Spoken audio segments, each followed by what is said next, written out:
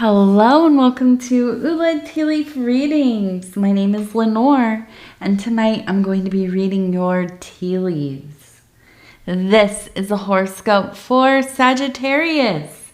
If Sagittarius is your solar, lunar, ascendant / rising sign, then this is a message for you. All right, let's get started. And so this is a bonus reading for Sagittarius, and tonight we have the Magician as our card. Okay, and let's go ahead and see what these tea leaves have to say. And if you have not subscribed yet, please think about doing that. You can hit that little bell. It'll let you know when the next readings are coming out. And it is free to subscribe. Okay.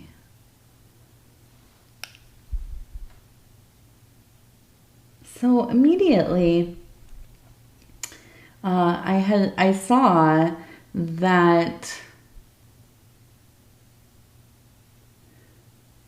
I'm just going to, let me turn this way for a minute. Okay, so I immediately saw over here, now we have, I'm trying to decide. It looks like I thought it was a cat at first, and I think maybe it still is. We have the body here, the leg, the head would be over here. It's kind of turning and looking. You can see the eyes. It kind of almost reminds me of a possum, to be honest with you. So we're going to go with possum.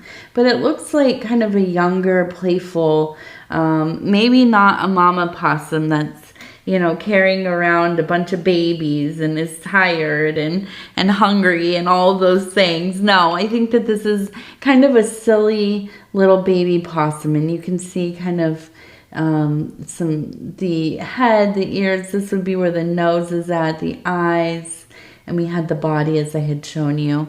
And so the possum to me is usually a sign of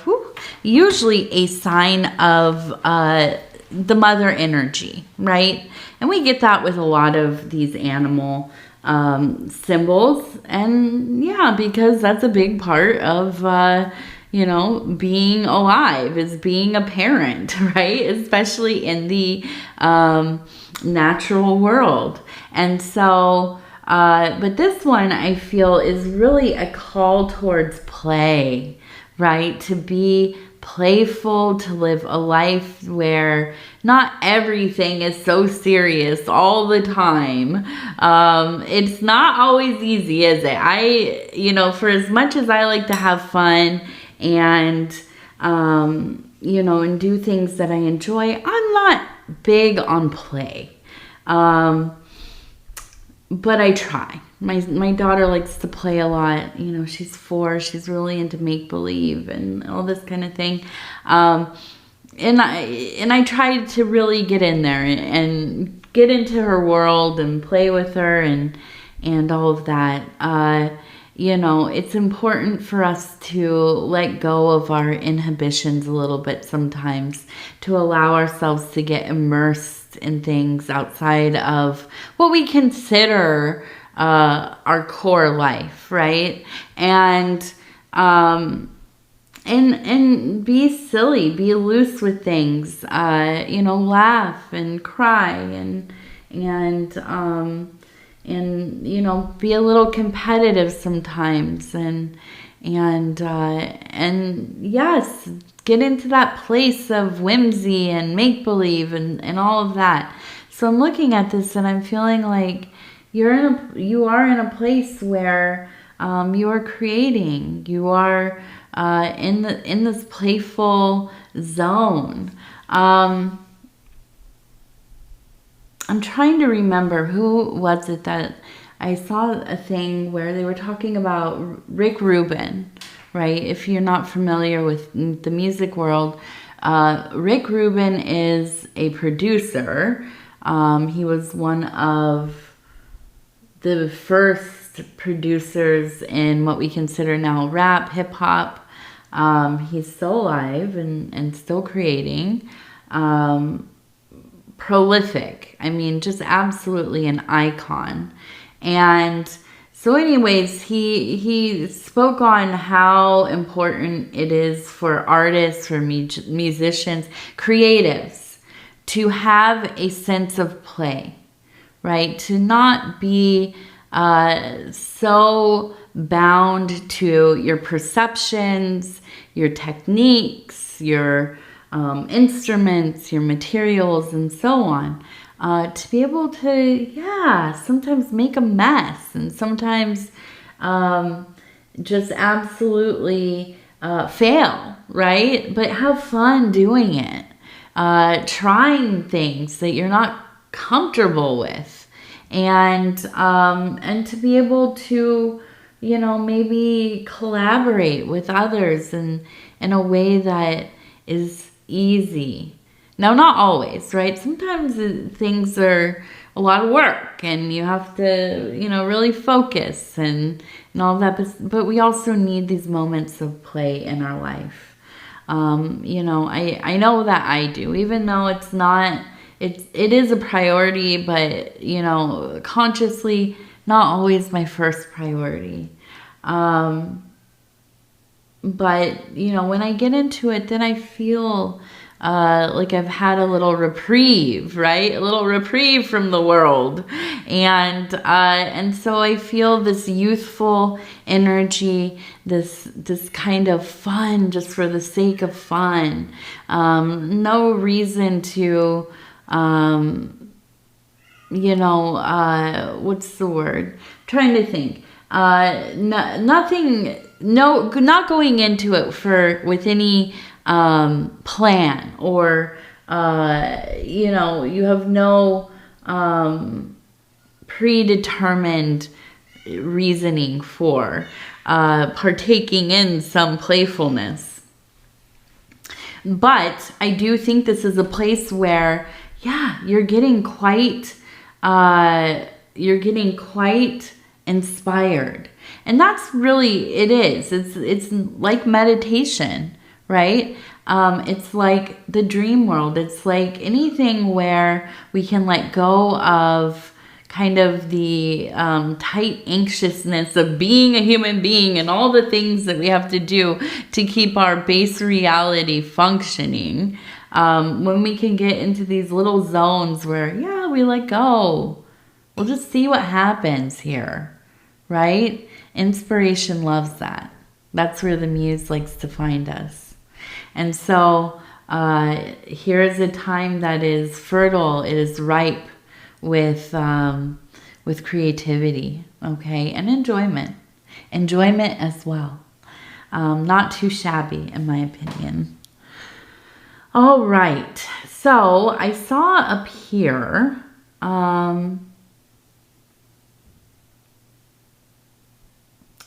I keep seeing X's in here. And this one actually, it looks like EX, like an X maybe, EX.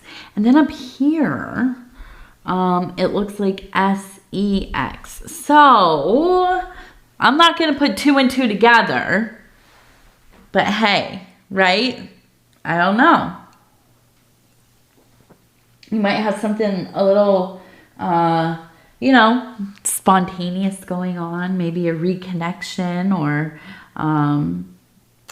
just kind of a call on a Friday night. You know what I mean?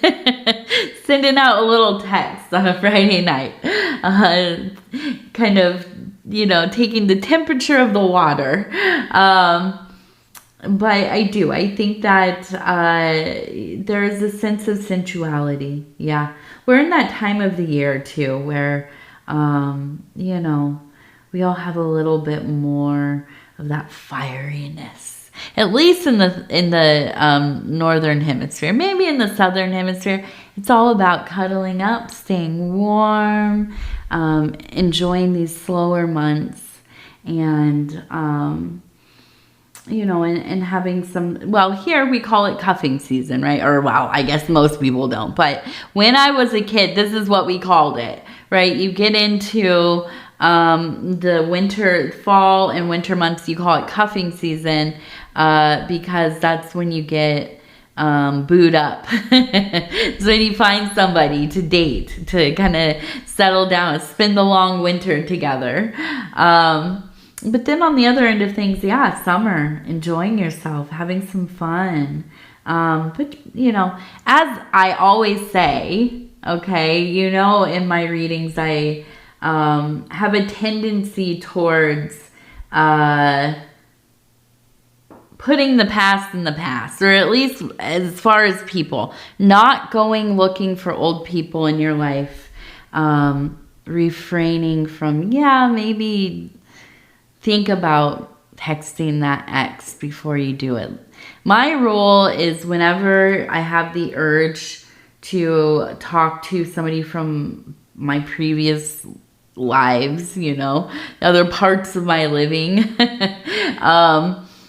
I will give myself a few days, right? You know, and usually it's like people from high school or, you know, my life, I lived in Minneapolis for quite a few years. And when I moved away, I kind of just like cut myself off from everything.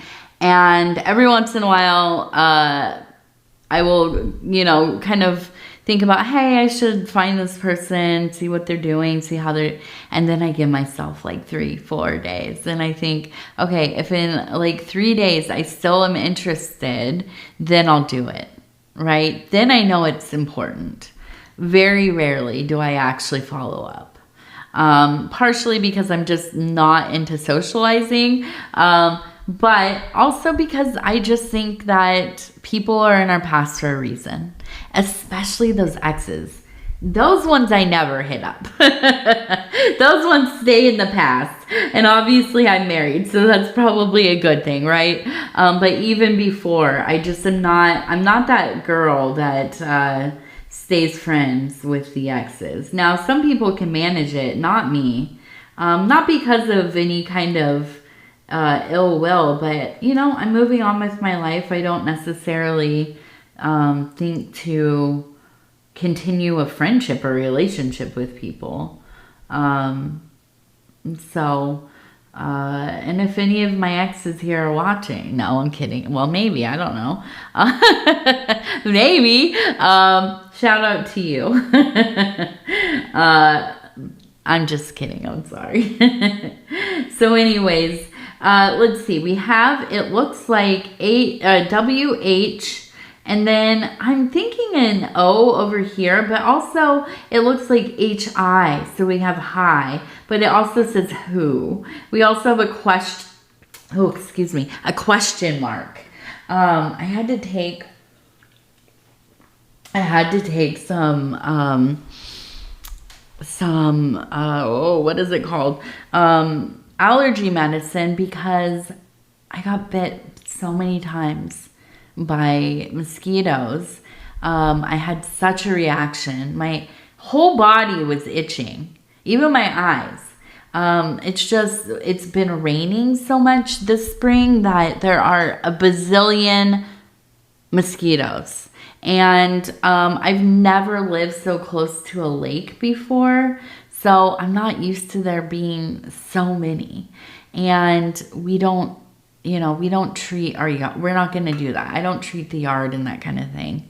I'm not going to make a big thing about it on here, but yeah, we don't do that.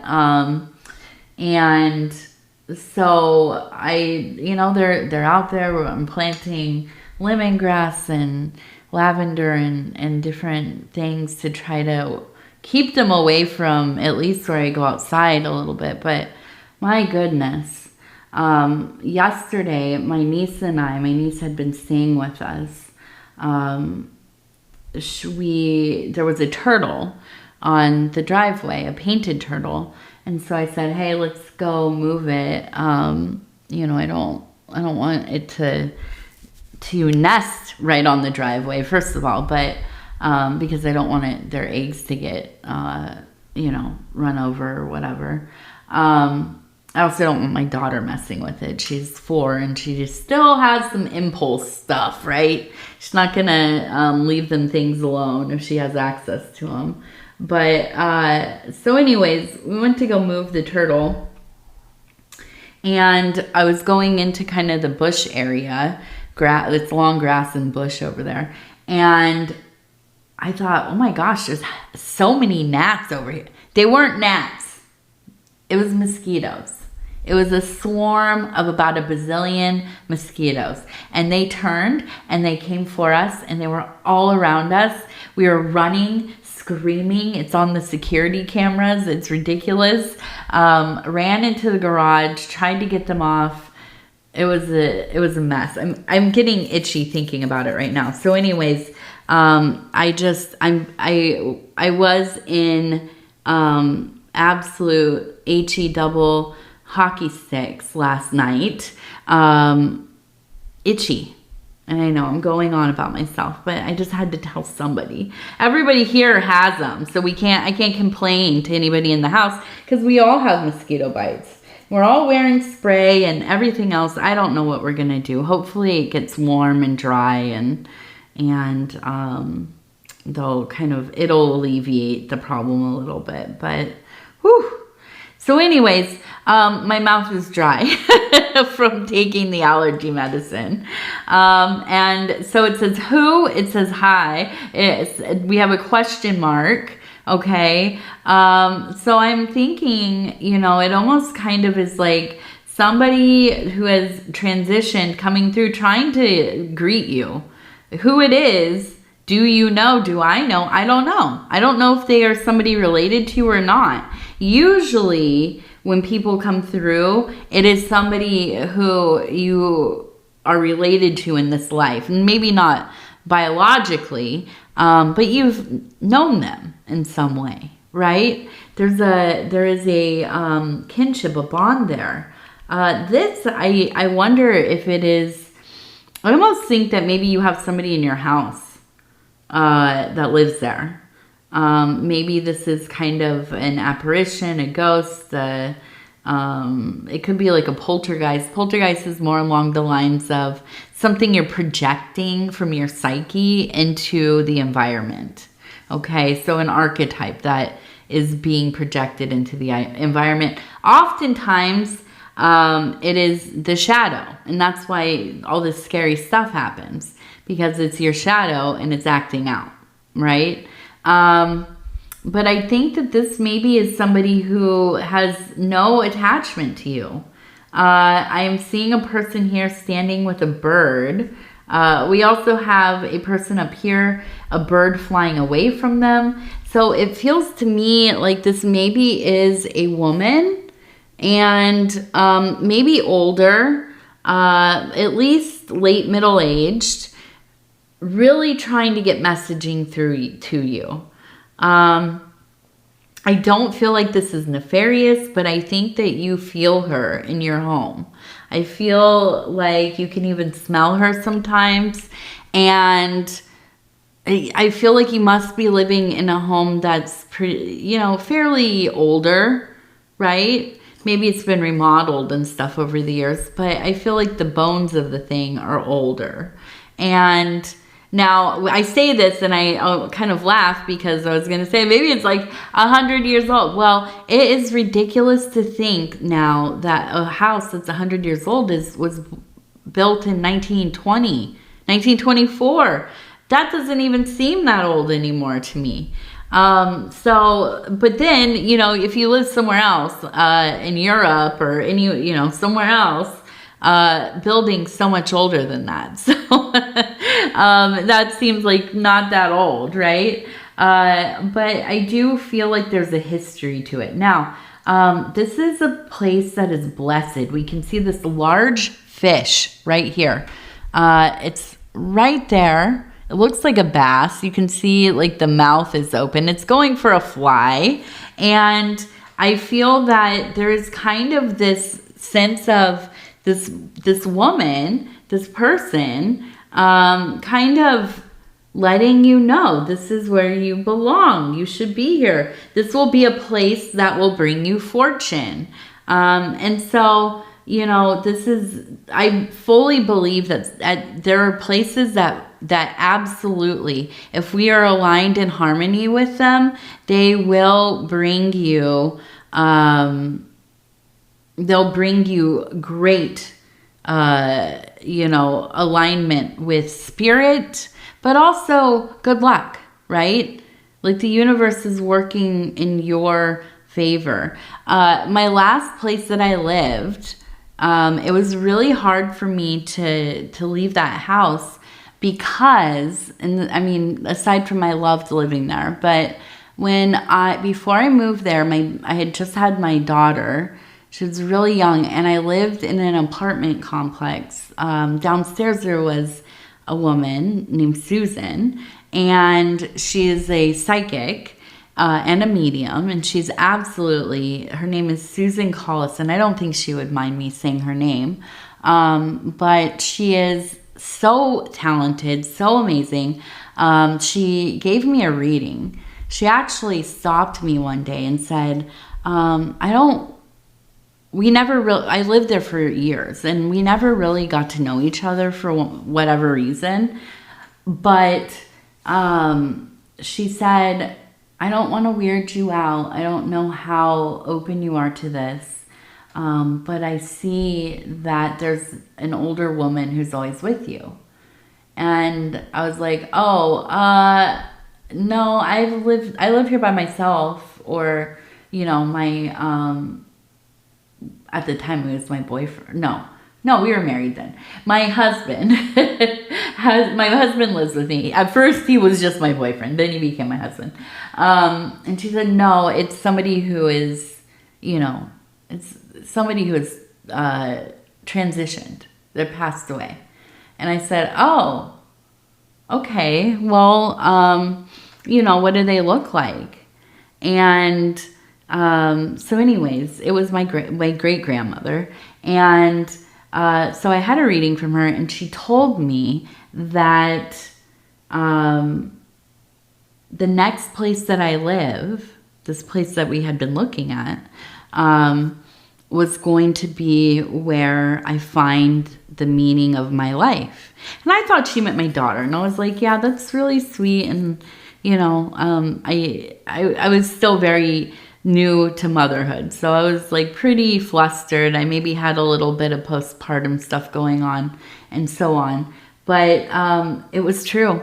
It absolutely was. When I got into that home, and it was my daughter, of course, who really, you know, I found my purpose in my family, but also in doing readings. That's where I began actually doing them professionally. And so I feel like in this reading here, and I'm sorry I've gone on and on about myself, but I want you to kind of get a picture of this energy. It sometimes does. It's very much related to where we are. Okay. It's not, I don't think it's impossible to create it wherever you are. But some places we just belong, right? And that's why it is so important when you are, you know, if you're looking for a place, if you know, and I know, listen, sometimes it's about what can I afford. I've lived in most of my places I've lived have been, what the heck can I actually afford? Are they going to rent to me, right? That's the big thing. But, you know, if you go into a place and you get a bad feeling, then you know this isn't where I'm supposed to be. But there are places, you know, this feels like it is welcoming me. And I feel like for you, wherever you are, or wherever you will be soon, there is somebody welcoming you. And I feel like they're very much attached to the home, to the property, wherever this is. Okay. And I feel like maybe you've even seen them. like I said, maybe you can smell them, or hear them. You dream about them. All of these things, right? But it's not a malevolent energy that I feel, right? It might feel scary, especially if you're witnessing them or you're hearing things around the house. That, to me, is scary because I always think something is malfunctioning. I'm like, hey, hopefully it's a ghost or a spirit, because I can deal with that. I cannot deal with any problems, structural problems or plumbing or whatever. Please don't be that. Okay. But I think that you are aware of, maybe you don't know who it is yet, but you will. Oh yes, they're going to let you know. Not in a bad way though. Not in a bad way. So I think it's important that we coexist with these spirits that we will find, and we will find them, and they will find us. Okay, so we also have the eye over here, and I really wanted to look at this. It looks like we have the eye, and it looks like below it, I'm almost thinking it's like fire, right? Now, we also have a person down here. We have two people, okay? And we have a deer who is laying down. So I feel like this is kind of like, it reminds me of a very like wilderness type of scene. Okay, I almost imagine like a group of women practitioners out there in the forest doing their Sabbath or something, right? And we have the solstice coming up, so this is a perfect time. But we do have them. And now it looks like we actually have three. I can see this one as a person too. So I do feel like there is a sense of awakening, right? Getting further in tune with your abilities, your clairvoyance, your eyes to see, medium, psychic, whatever you are. Probably more than one, right? But I do feel like there's this calling to create spiritual practices, partaking in ritual and ceremony, all up to you what that looks like, right? It doesn't have to be formal. It doesn't have to be social or a collective or any of that. It can be you sitting in bed saying a prayer, if that's what it looks like for you. There's no right or wrong way. That's the beauty of magic. A lot of books won't tell you this because they want whatever. They're recruiting people, probably. I don't know. But, or it's their own experience and this is what I did and here's the ritual. And so many people take this as, oh, this is what I have to do and I have to make these sacred utterances and this and this and this. And if that's the kind of practitioner you are, fine. That's, that works for you. But it doesn't have to be. You don't have to follow the grimoires. You don't have to, align yourself with other people's pantheons or relationships with other deities or intelligences. You don't need any of that. You yourself have the opportunity, the absolute tools and vessel and probably, hopefully, the faith and the belief and the will to do all of this yourself. Okay. Now it is a good thing to have some understanding of what do rituals actually look like, what sounds like it might be of interest to me. My husband and I talk about this a lot. I don't think he'd mind me saying this, but he comes from kind of the Western Hermetic, magical thinking systems, right? Ceremonial magic for the most part. And that's not it. I mean, he has he's an expansive understanding and relationship with the occult and magic and everything else. Shout out to my husband over at Dove and Serpent Tarot. Amazing tarot reader, amazing person in general. But we do, and I don't partake in ceremonial magic in a formal sense. So we talk about, you know, the differences of how we kind of have found our relationships with the occult, with magic, how we like to do things. And I'm far more chaotic. I'm not as orderly as my husband, but that's okay, because you know what? We both are as devoted to our work as the other one. We both have, you know, amazing experiences. We've had, you know, some pretty interesting outcomes, both of us, in our journeys. And so there's no right or wrong way. You go where your heart leads you, okay? And I see that you are somebody who is very magically inclined. Absolutely. Okay, let's go over here. We had that deer, okay, laying down, kind of taking a rest. Now we have the stag over here. So a most sacred deer, absolutely in the mix, right? We also have a hawk, and I'm going to say we have a W again. So this W repeating. Also the H, okay? So WH, we had the WHO in the bowl. So I do feel like there is maybe this question coming up. Who, right? Who is this? Who am I? Who is going to, you know, whatever, be my beloved? Who am I going to end up being? Whatever it is. This sense of discovery, investigation, exploration into this idea of persona and, you know, personality and so on. So I see that we have this beautiful deer, this stag rearing up, virility, right? Fertility, strength and honor, and yes, a very divine creature. Very much that fiery energy of kind of the wand energy.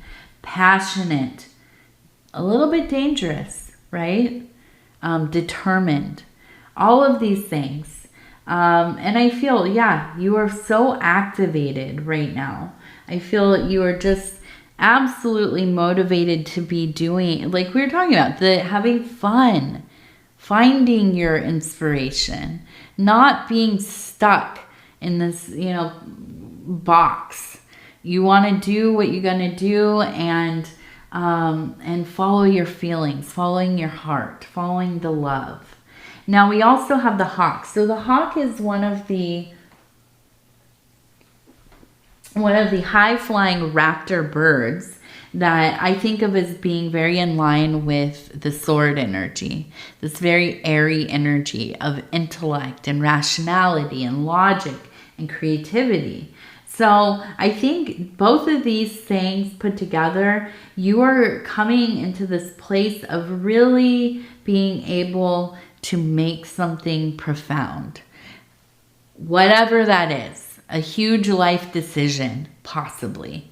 I really think that you are feeling the pull of going into that next part of your life and really deciding, what does that look like for me? You know, how am I going to do it? How am I going to, like, you know, save the money, decide where I'm going, getting a new job or a career or going back to school, maybe a new partner, whatever it is, right? A lot of things, a lot of moving parts, but I think that you're in a place where you really, really want to do that. It's not like, oh, this is some burdensome thing. No, this is an exciting adventure, okay? All right, so we're going to do the divine doors, and I'm going to just flip and stop where it feels right. Okay, beautiful. This one looks like it's from a mosque, I think. These are all beautiful. Every door on here I love. And it says, forgive and forget, a ritual cleansing of pain and lies. Arise and awaken. See a new sunrise.